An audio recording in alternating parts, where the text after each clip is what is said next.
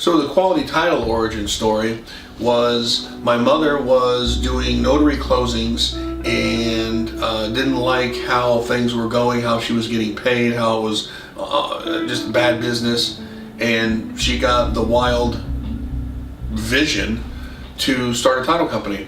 So she went out, grabbed a partner, her and my mother started a title company, and I joined almost immediately after. As a matter of fact, I wrote the business plan while I was finishing my degree.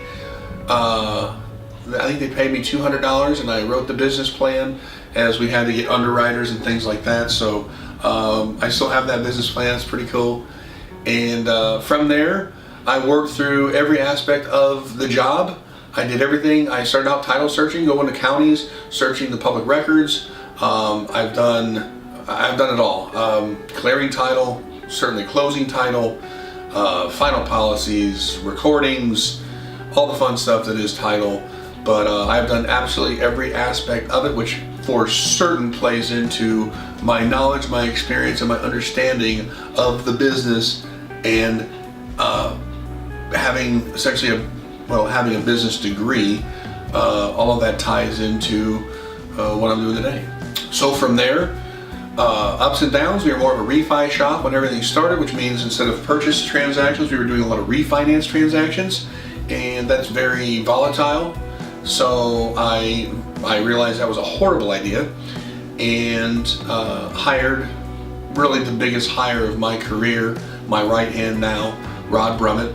He and I shifted from 80% refinance to 20% purchase, and we flipped it. As a matter of fact, we're probably 90% purchase and 10% refinance, if not 95 to 5. Best business move I ever made. I'm going to go into detail about that and the processes, my mental processes of taking a risk to hire him. Went on to hire my left hand, which would be Karen Collins.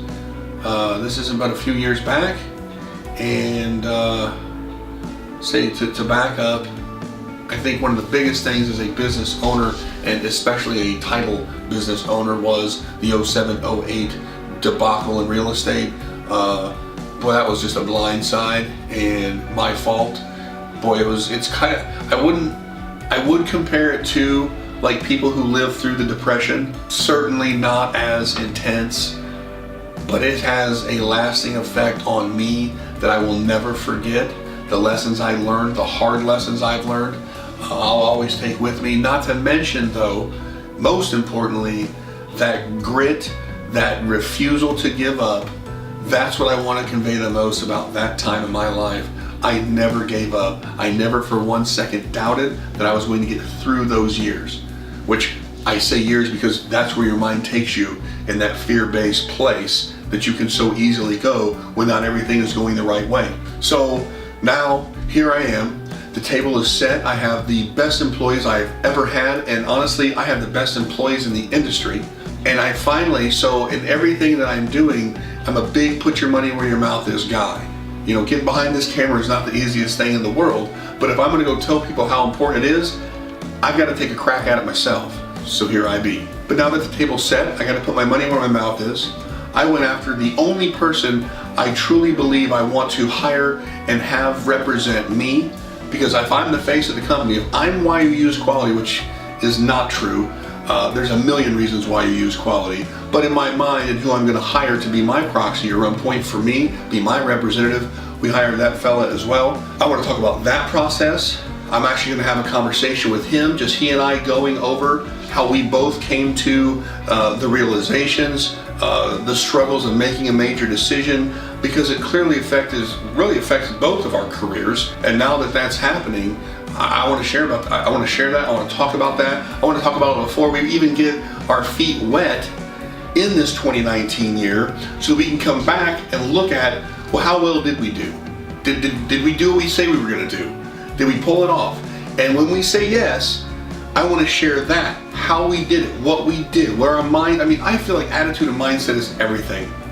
I'm not going to go down a rabbit hole here. I'm not going to tangent. So that's where we're at today.